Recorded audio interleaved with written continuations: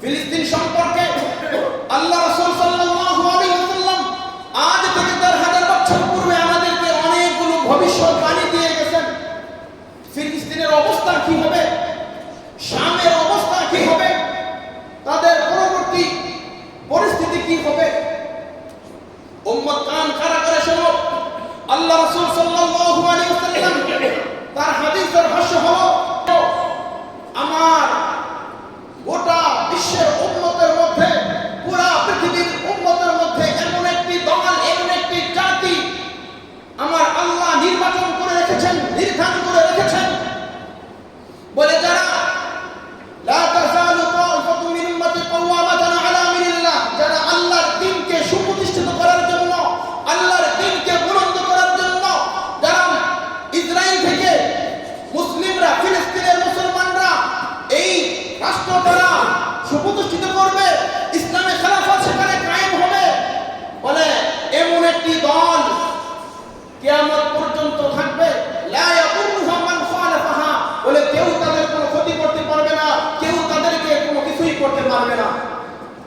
দ্বিতীয় নম্বর হাদিসের মধ্যে আল্লাহ রাসূল সাল্লাল্লাহু আলাইহি ওয়াসাল্লাম বলেন, লা তাযালু তাইফাতুম মিন উম্মতি মানসুরিনা, বলে এমন একটি জাতি, এমন একটি দল, এমন একটি গোষ্ঠী আমার এই দ্বীনের উপরে অটল অবিচল থাকবে, যারা মুসলমানদের পক্ষে, ইসলামের পক্ষে যারা কাজ করবে, বলে পৃথিবীর কোনো বাতিল শক্তি, পৃথিবীর কোনো অপশক্তি, পৃথিবীর ইহুদি খ্রিস্টানরা, পুরা বিশ্বের সমস্ত কুফফাররা মিলে ইসলাম এবং মুসলমানদের কোনো ক্ষতি করতে পারবে না।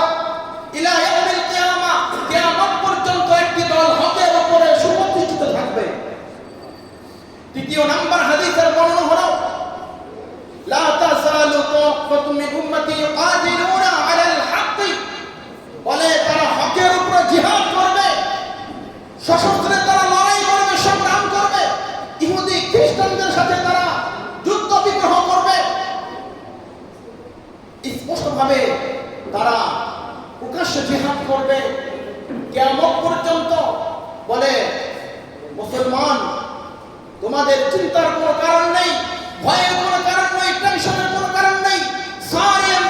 सारे दुनिया हो मुखालिफ कुछ नहीं नुकसान है, डर नहीं है, खुद नहीं है, रब मेरा रहमान है।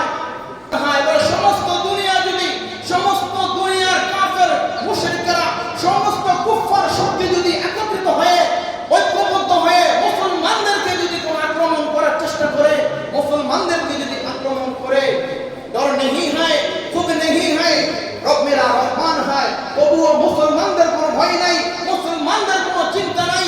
আল্লাহ রাসূল বলেছেন, মুসলমানদের সাথে আল্লাহর সাহায্য এবং বিজয়ের ঘোষণা রয়েছে। সুবহানাল্লাহ। তাহলে ফিলিস্তিনের মুসলমানদেরকে আল্লাহ রাসূল সর্বপ্রথম যেই ভবিষ্যৎবাণী দিয়ে গেছেন, সেটা হলো, হে ফিলিস্তিনের মুসলমান, হে শামের মুসলমান, গাজার মুসলমান, তোমাদের কোনো ভয় নাই, তোমাদের কোনো চিন্তা নাই, তোমাদের পক্ষে, ইসলামের পক্ষে এই বাইতুল মুকাদ্দাসকে জেরুজালেম থেকে সংরক্ষণ করার জন্য একটি দল, একটি গোত্রকে আল্লাহ হকের উপর আল্লাহ সুপ্রতিষ্ঠিত রাখবেন। দ্বিতীয় নম্বর হলো, আল্লাহ রাসূল সাল্লাল্লাহু আলাইহি ওয়াসাল্লাম দোয়া করেছেন, আল্লাহুম্মা বারিক লানা ফি শামিনা ওয়া ফি ইয়ামিনিনা। আল্লাহ রাসূল বলেন, হে আল্লাহ, আপনি শামের মধ্যে এবং ইয়ামেনের মধ্যে আপনি বরকত দান করেন। আল্লাহ রাসূল সৌদি আরবের জন্য আল্লাহ রাসূল দোয়া করেন নাই যে আল্লাহ সৌদিদের উপরে তুমি রহম করো, তাদেরকে তুমি বরকত দান করো। আল্লাহ রাসূল আল্লাহুম্মা বারিক লানা ফি শামিনা, ফি শামিনা, শামের জন্য আল্লাহ রাসূল দোয়া করেছেন, বরকতের জন্য দোয়া করেছেন।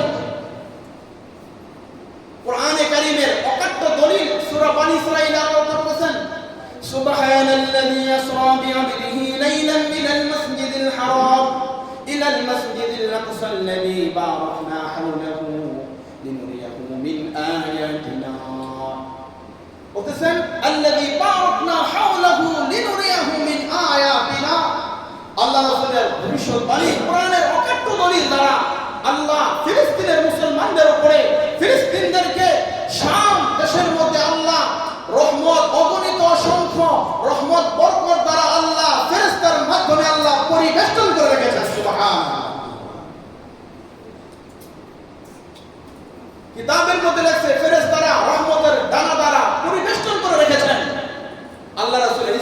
হাদিস এবং কোরআনের অকাট্য দলিল দ্বারা প্রমাণিত। শুধু তাই নয়, আল্লাহ রাসূল বলেন পুরো পৃথিবীতে যখন দেখবা ফিতনা ছড়িয়ে পড়েছে, আমরা পার্টি বানাই না, পার্টি একের পরে এক পার্টি বানাইতেছি, বলে এই ফিতনা পার্টির জাল যেমন মানুষ বুনায়, বলে ফিতনায় ভাবে যখন পুরা বিশ্বে ছয়লাভ করবে, ওই সময় তুমি খাঁটি ইমানদার যদি দেখতে চাও, খাঁটি মুমিন যদি দেখতে চাও, সচ্চা মুসলমান যদি দেখতে চাও, তাহলে ফিলিস্তিনের দিকে তাকাও, তাহলে শামের দিকে তাকাও। পুরা পৃথিবীতে অরাজকতার সৃষ্টি হবে, মুসলমানদের ঈমানের অবস্থা বড় বিপর্যয় হবে, দুর্বল হবে। ওই সময় যদি খাঁটি ইমানদার দেখতে চাও, খাঁটি মুসলিম মুমিন দেখতে চাও, তাহলে শামের দিকে তাকিয়ে দেখো, ফিলিস্তিনের দিকে তাকিয়ে দেখো। আমাদের ঈমান, আজকে আমাদের ঈমান এত দুর্বল হয়ে গেছে, অর্থ সম্পদের কাছে আমাদের ঈমান আজকে আমরা বিক্রি করে দিচ্ছি। সৌদি আরবের কথা বলেন, সৌদি আরবে বড় বড় ঘোমটা দিয়ে শায়েখরা রিয়ালের কাছে তারা তাদের ইসলামকে বিক্রি করে দিয়েছে। মুসলমান বিক্রি হয়ে যাচ্ছে, কিন্তু ফিলিস্তিনের মুসলমান কোন রিয়ালের কাছে, টাকা পয়সার কাছে, অর্থ সম্পদের কাছে তারা তাদের ঈমান বিক্রি করে নাই, বরঞ্চ ইসরায়েলের পারমাণবিক বোমা, বুলেটের গুলির মাধ্যমে নিজের জীবনকে ঢেলে দিয়েছে, শাহাদাতের পিয়ালা পান করে এরপরে তারা ঈমানের পরিচয় দিতেছে। তাহলে আল্লাহ রাসূল বলেন আখিরি জামানায়, শেষ জামানার মধ্যে যদি তোমরা ঈমানদার দেখতে চাও, যদি খাঁটি মুমিন দেখতে চাও, তাহলে শামের দিকে তাকাও, ফিলিস্তিনের দিকে তাকিয়ে দেখো, তারাই হবে খাঁটি মুসলমান। আজকে আমরা দলের জন্য, ক্ষমতার জন্য, সব কিছুর জন্য আজকে আমরা আমাদের জীবনকে উৎসর্গ করে দিতে রাজি আছি, সব কিছু করতে রাজি আছি, কিন্তু যারা প্রকৃত মুসলমান বলে তারা কখনো ঈমানের কাছে, কখনো টাকা পয়সার কাছে, অর্থ সম্পদের কাছে নিজের ঈমান বিক্রি করে দিবে না। তাজা বুকের খুন ঢেলে দিয়ে, বুলেটের গুলি খেয়ে তারা শাহাদাতের পেয়ালা পান করতেছে। তাকিয়ে দেখেন নবীর ভবিষ্যৎবাণী মিলে যাচ্ছে। আল্লাহ রাসূল বলেন যে শাম থেকে এমন একটি আগুন বের হবে, সাহাবায়ে কেরাম জিজ্ঞাসা, ইয়া রাসূলুল্লাহ তখন এই পরিস্থিতি, তখন আমরা কোথায়, কোন দিকে যাব? আল্লাহ রাসূল বলেন তখন তোমরা শাম দেশের দিকে অগ্রসর হও, শাম দেশের দিকে সেখানে যাও। বলে শাম দেশ থেকে ইসলামের খেলাফত সুপ্রতিষ্ঠিত হবে। আল্লাহ রাসূল বাংলাদেশের কথা বলেন নাই, সৌদি আরবের কথা বলেন নাই, অন্য কোন দেশের কথা আল্লাহ রাসূল বলেন নাই। বলছে আমেরিকার আজকের যে অহমিকাজি গর্ব অহংকার, বলে মানচিত্রে আমেরিকার নাম বন্ধ থাকবে না, ধূলিসাৎ হয়ে যাবে। হয়তো আমরা দেখতে পারবো না, পরবর্তী প্রজন্ম দেখতে পারবে এই শাম দেশ থেকে ইসলামী খেলাফত সুপ্রতিষ্ঠিত হবে। সারা বিশ্বে তারা এই সেখান থেকে সারা বিশ্ব শাসন করবে। ইমাম মাহদী আসার সময় হয়ে গেছে। কিয়ামতের যত আলামত আছে, অনেকগুলো আলামতের সাথে বর্ণনা মিলে যায়। কিয়ামতের আলামতের বর্ণনা করতে গেলে ঘন্টার পর ঘন্টার সময়ের প্রয়োজন। আল্লাহ রাসূল বলেছে যখন পুরা পৃথিবীতে মুসলমানদের বিপর্যয় শুরু হয়ে যাবে, ফিতনা ফাসাদ শুরু হয়ে যাবে, তখন ইমাম মাহদীর আগমন হবে।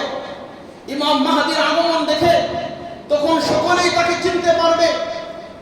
তখন সমস্ত দেশ থেকে, পুরা বিশ্ব থেকে ইমাম মাহদীর হাতে বায়াত গ্রহণ করার জন্য মানুষ দলবদ্ধভাবে আসবে।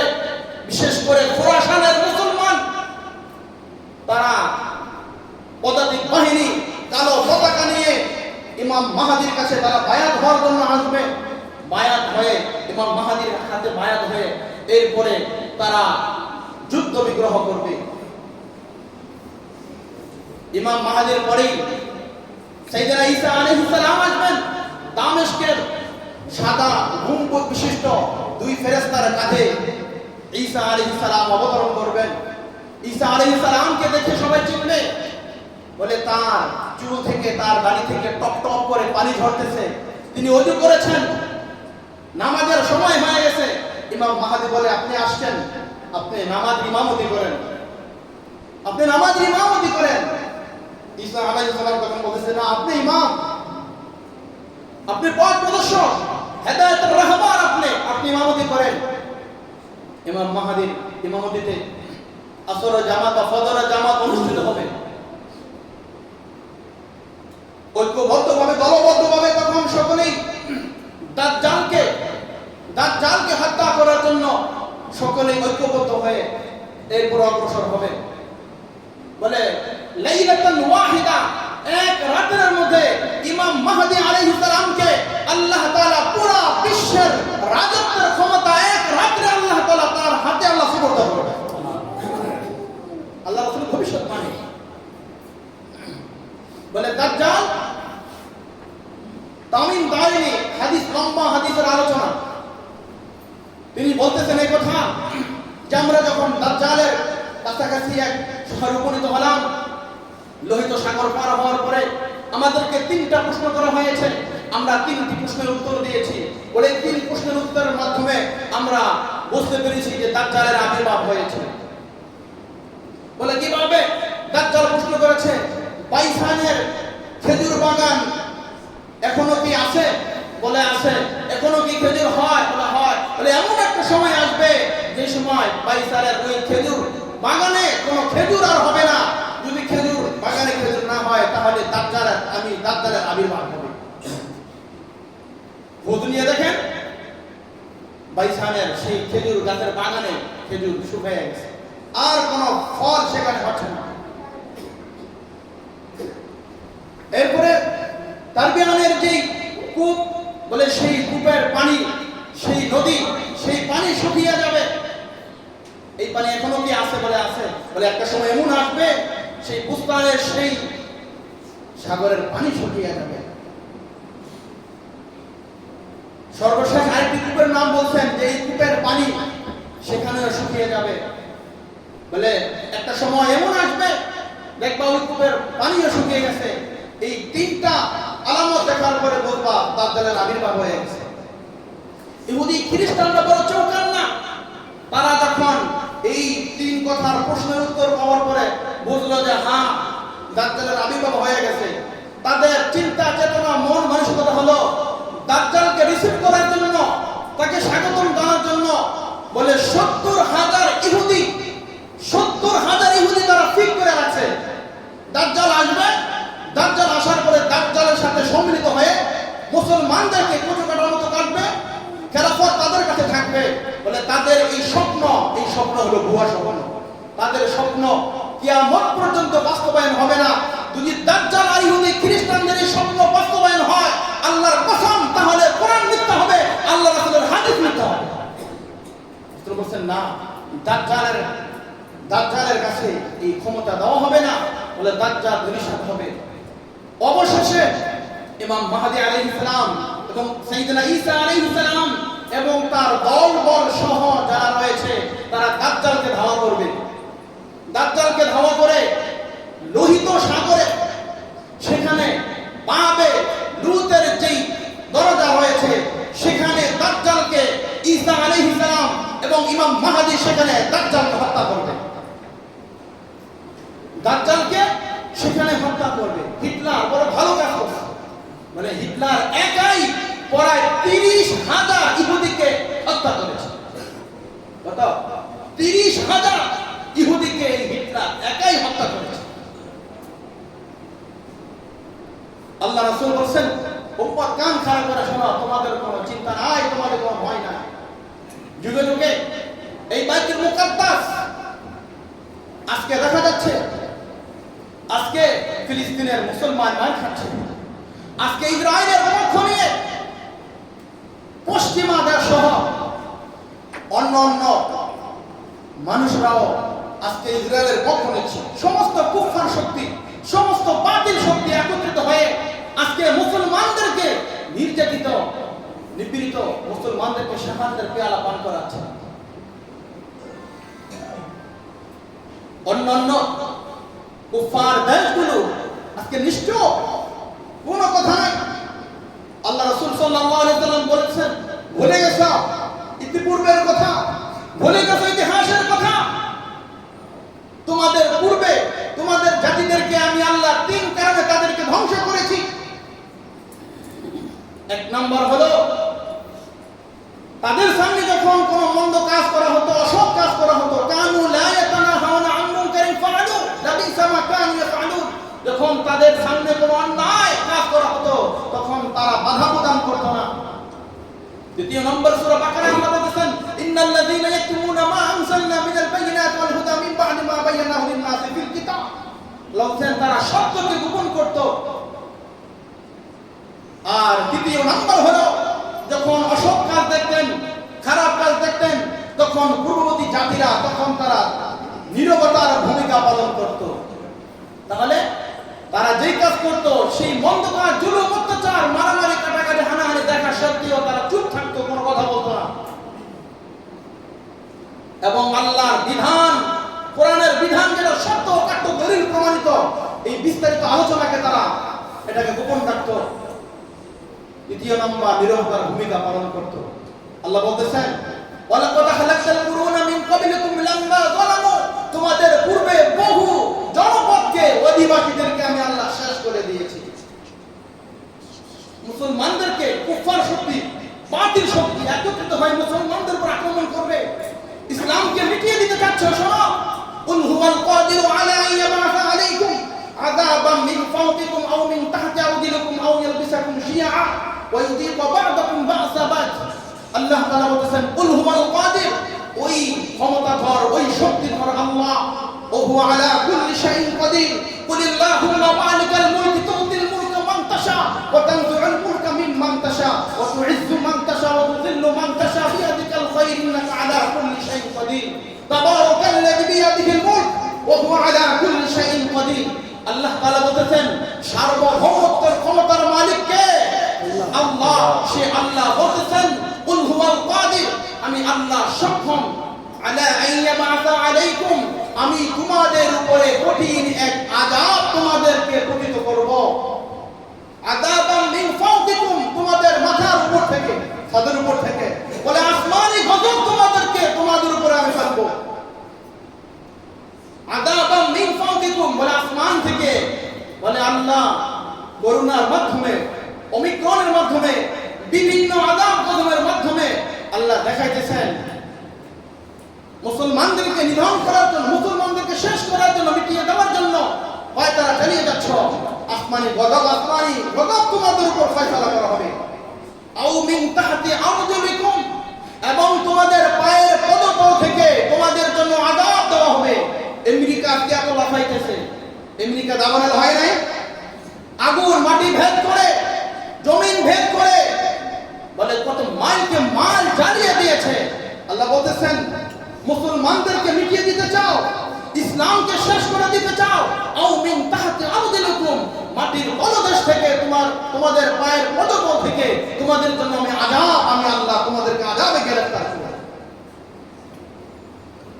আও মিন তাহতি আরজুলিকুম আও ইয়ালবিসাকুম শিয়া, এবং দল উপদল, বলে তোমাদেরকে দলে দলে এমন ভাবে তোমাদের মধ্যে ঝগড়া বিবাদ তোমাদের মধ্যে লাগিয়ে দিব যে ইহুদি খ্রিস্টানদের দ্বারা তোমরাই তোমাদের দ্বারা ধ্বংসিত হবে, তোমরাই তোমাদের দ্বারা ধ্বংসের দ্বার প্রান্তে পৌঁছবে। আল্লাহ রাসূল সাল্লাল্লাহু আলাইহি সাল্লাম স্পষ্ট হাদিসের বর্ণনা, মান রাআ মিনকুম মুনকারান ফালিয়ুগাইয়িরু বিয়াদি, যখন তোমাদের মধ্যে কেউ কোনো খারাপ কাজ করতে দেখো তখন সেটাকে তোমরা হাত দ্বারা বাধা প্রদান করো। যদি শক্তি সামর্থ্য থাকে তাহলে ফিলিস্তিনের মুসলমানদের পাশে গিয়ে দাঁড়াও, মুসলমানদেরকে সাহায্য করো। হ্যাঁ, তোমার সেই শক্তি, সেই সামর্থ্য, সেই সুযোগ তোমার কাছে নাই। ফাইল্লাম ইয়াসতাতি ফাবিলিসানি, তাহলে তোমার জবান দ্বারা, তোমার বাক শক্তির মাধ্যমে পুরা বিশ্বে আজকে মুসলিম জাতি, মুসলমান আজকে বাক শক্তির মাধ্যমে আজকে প্রতিহত করতেছে, ইসলামের পক্ষে কথা বলতেছে, মজলুম মুসলমানদের পক্ষে কথা বলতেছে, জালিমের জুলুম ইসরায়েলের বিপক্ষে আজকে মুসলমান বাকশক্তি দ্বারা কথা বলতেছে।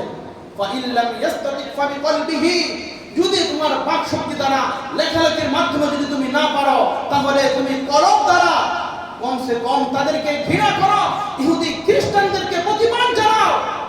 যদি তোমার ভিতরে তোমার মুসলিম ভাই বোন, মা বোনদেরকে ভাবে নির্যাতন নিপীড়ন চালিয়ে যাচ্ছে, জান্নাতের পিয়ালা তাদেরকে পান করাচ্ছে, আর নীরবতার ভূমিকা পালন করো।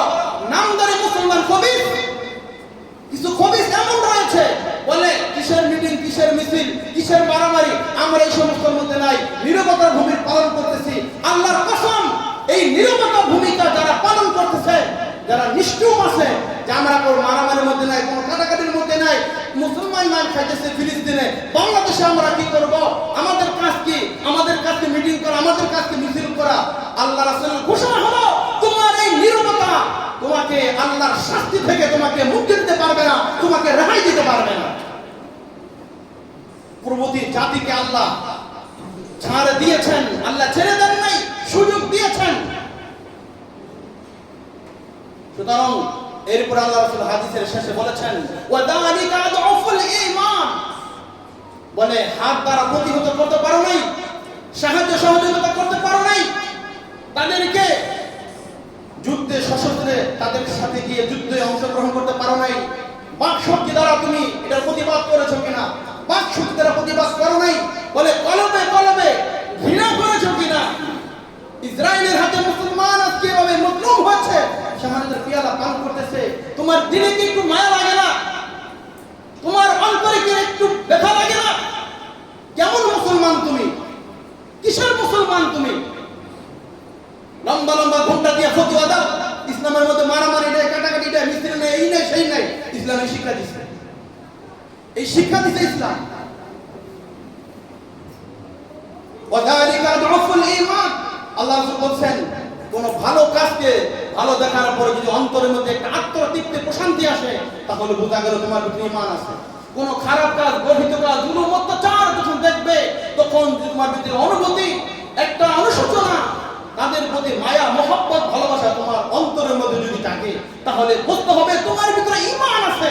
আর না হয় ঈমানের ৭৭টা শাখার একটা শাখাও তোমার ভিতরে নেই।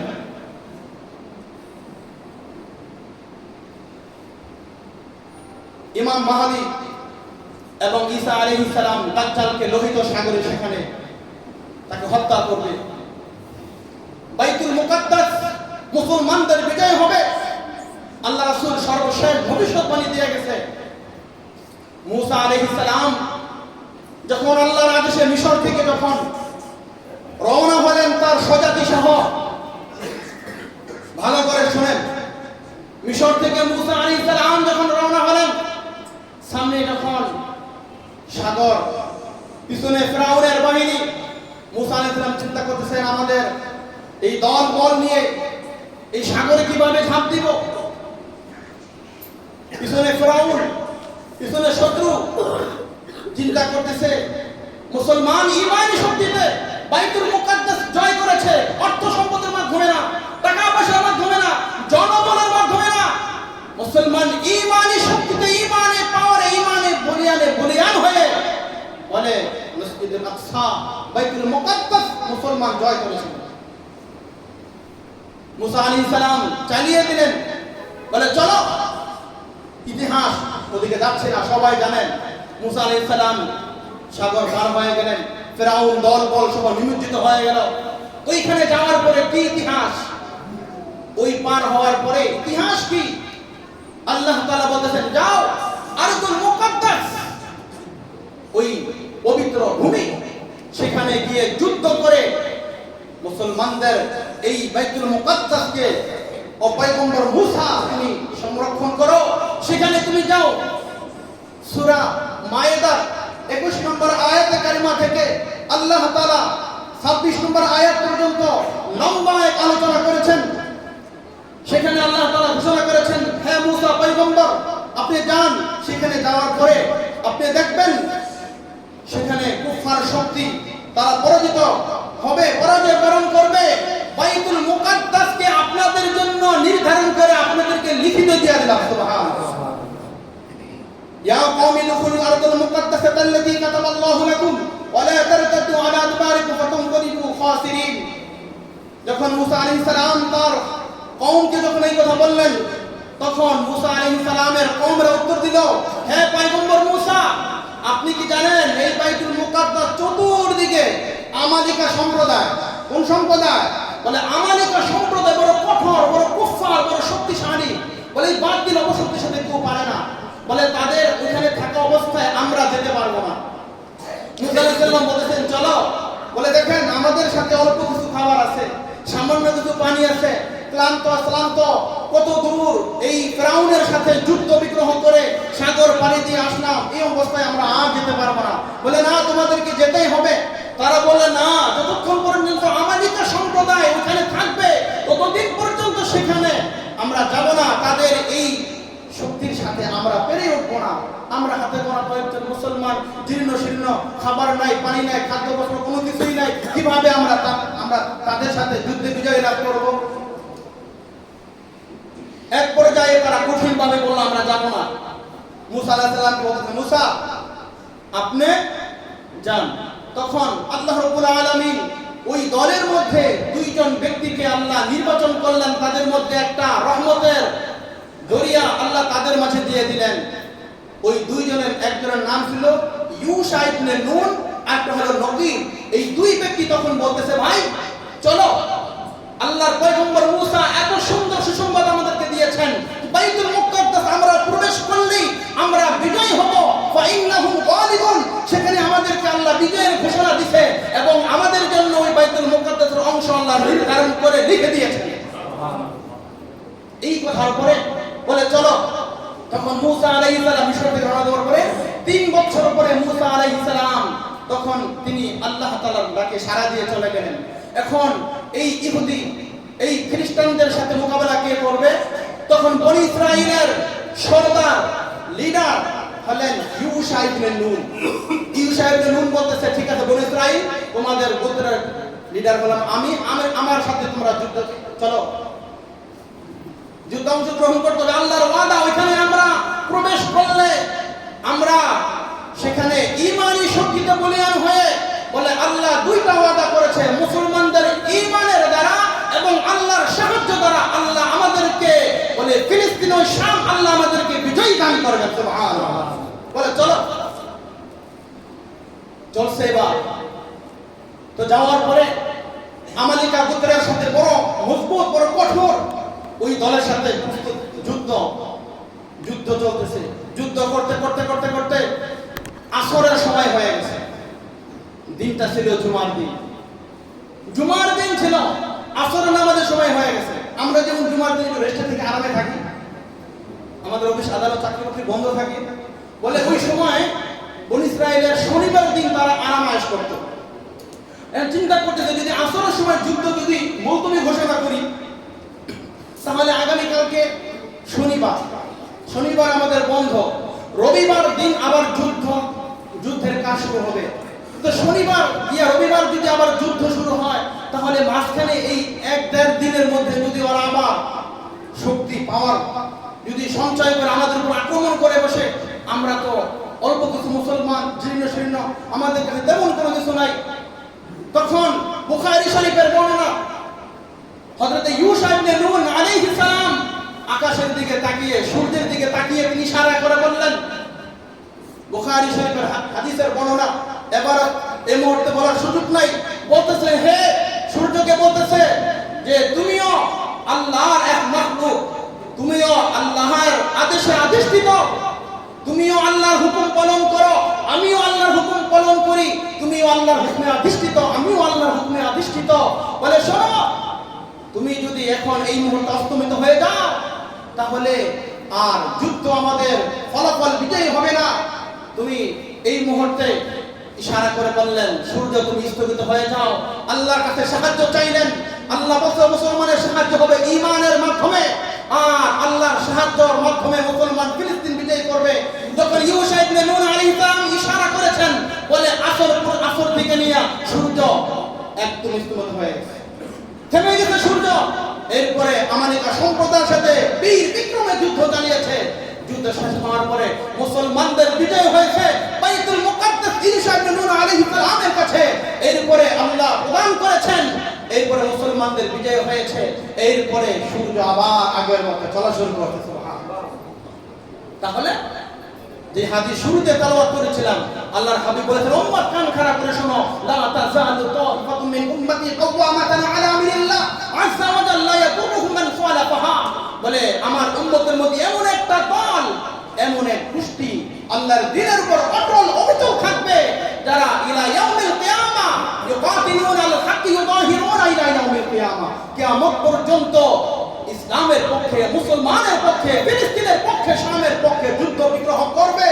এবং সেই ক্ষেত্রে কোন অপশক্তি, কোন বাতিল শক্তি, কোন কুফফার শক্তি বলে মুসলমানদেরকে, ফিলিস্তিনদেরকে পরাজয় বরণ করতে পারবে না। ফিলিস্তিনের জয় হবে, শামের জয় হবে, বিজয় হবে। বাইতুল মুকাদ্দাস আবার জেরুজালেম থেকে মুসলমান উদ্ধার করবে ইনশাআল্লাহ। এই সময় ইমাম মাহদী আসবে। আমরা যদি ইমাম মাহদীকে পাই, ইমাম মাহদীর হাতে আমরাও বায়াত গ্রহণ করব ইনশাআল্লাহ। তার হাতে বায়াত গ্রহণ করে মজলুম মুসলমানদের পাশে দাঁড়িয়ে ইসরায়েলকে আমরা ধ্বংস করব। এবং এই সমস্ত কুফফার শক্তি রয়েছে বলে এই সমস্ত দেশ জাতি, তাদের কোনো মানচিত্রে তাদের কোনো অস্তিত্বই থাকবে না। নাসরুম মিনাল্লাহি ওয়া ফাতহুন করিব ওয়া বাশশিরিল মুমিনিন। আল্লাহ ফিলিস্তিনের মুসলমানদেরকে আল্লাহ হেফাজত করুন, জান মালের আল্লাহ হেফাজত করুন বলে কুফফার অপশক্তিকে আল্লাহ ধূলিসাৎ করে দেন। এবং রব্বে কারীম যেন তার ইলমে যে বিষয় রয়েছে বলে এই ইসরায়েলকে যেন আল্লাহ সাৎখার করে দেয়, দুনিয়া থেকে উৎখাত করে ইসলাম এবং মুসলমানদের বিজয় যেন আল্লাহ দান করে।